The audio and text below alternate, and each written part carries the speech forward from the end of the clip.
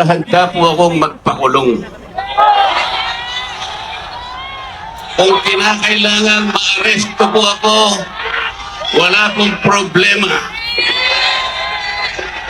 Kung ito po ang kabayarang hinihingi para ipagtanggol ko ang katarungan at ang pambansang kagalingan at ang interes ng mamamayang Pilipino,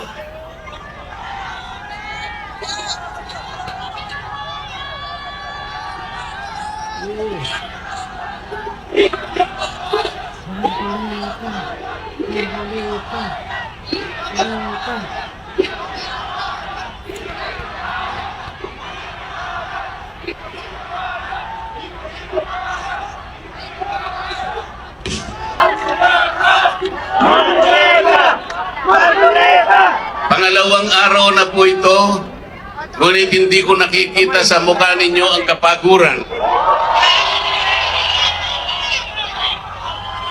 Hindi ko po alam kung paano ako magpapasalamat sa inyo. Kung magagawa ko lang, napuntahan ko kayong isa-isa para yakapin ko kayo. Gagawin ko.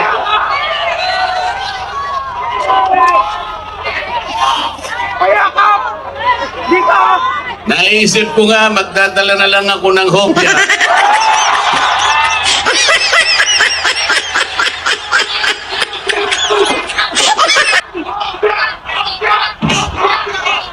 Pero nung makita ko po na napakarami ninyo, kahit 30 pabrika ng hopya, hindi magkakasa sa inyo.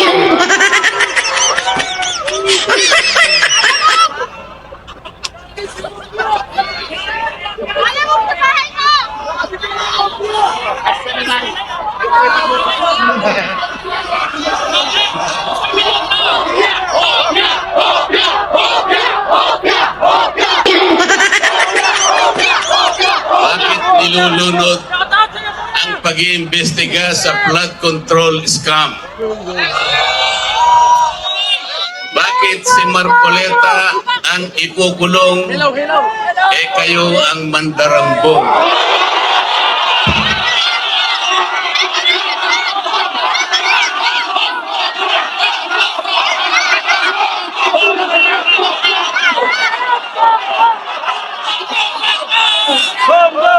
Meron po akong babasahin sa inyo. Alam niyo na po ito, pero kailangan pong alam ko uli sa inyo para maitatakpo sa ating puso. Ang babasahin ko po sa inyo ay yung pambungad o yung preambulo ng ating saligang batas. Ito po ang kauna-unahan, ito ang pambungad, ito yung panimula. Kung tawagin natin sa English ay preamble. Ito po ang sama-samang isinulat ng bawat isang Pilipino noong ang ating saligang batas ay ating pinagtibay. Babasahin ko po. Kami ang nakapangyayari isang bayanang Pilipino na humihingi ng tulong sa makapangyarihang Diyos upang bumuo ng isang makatarungan at makataong lipunan at magtatag ng isang pamahalaan nakakatawan sa aming mga mithiin at mga lunggatiin, magtataguyod ng kabutihan sa bawat isa, mangangalaga at magpapaunlad ng aming kamanahan at titiyak para sa aming sarili at sa angkanang susunod ng mga biyaya ng kalayaan at demokrasya sa ilalim ng pananaig ng batas at ng pamahalaang puspos ng katotohanan, katarungan, kalayaan, pag-ibig, pagkakapantay-pantay at kapayapaan ay naglalagda at naghahayag ng konstitusyong ito. Mga kababayan, ito po ang batayan kung bakit nandito tayo ngayon. Nais nating ipaalala sa pamahalaan ang ating mga layunin, ang ating mga adhikain, ang ating mga pangarap para sa ating sarili at sa susunod na saling lahi, at ang ating pangarap sa ating pinakamamahal na bansa. Ito po ang aking paninindigan at alam ko ito ang ating pinagkaisang paninindigan ngayong gabi.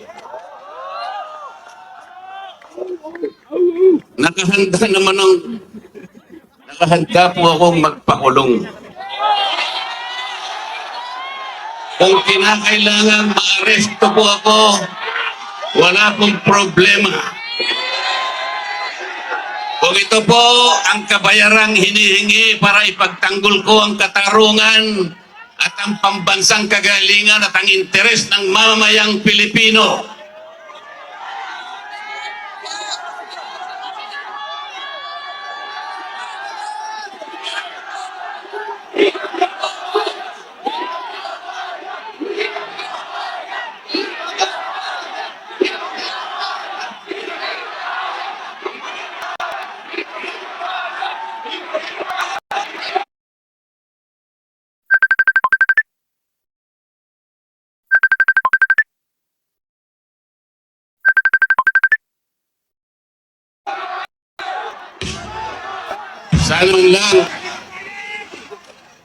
sana man lang may ninakaw ako. Sana man lang kasama ko sa mga mandarambong.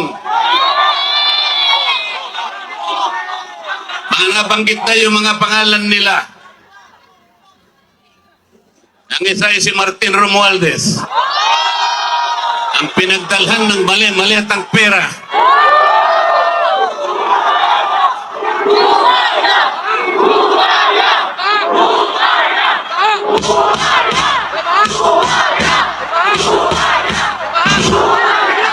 Ako po ang ibinibintang nila sa akin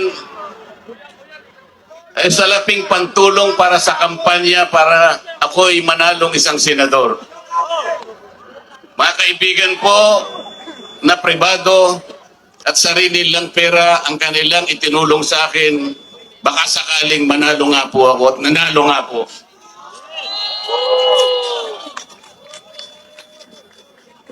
Hindi ko na po ipaliliwanag ang technicality kung paano nila inimbento ang isang gawa-gawang asunto laban sa akin. Tingnan po ninyo kung sino pa yung nagtatanggol at tumutulong para sa ganon, matukoy natin kung sino ang may kagagawan ng pinakamalawak, pinakagarapal na pandarambong sa kabambayan. Siya pa ang inaasunto at siya pa ang pinagbabalakang arestuhin.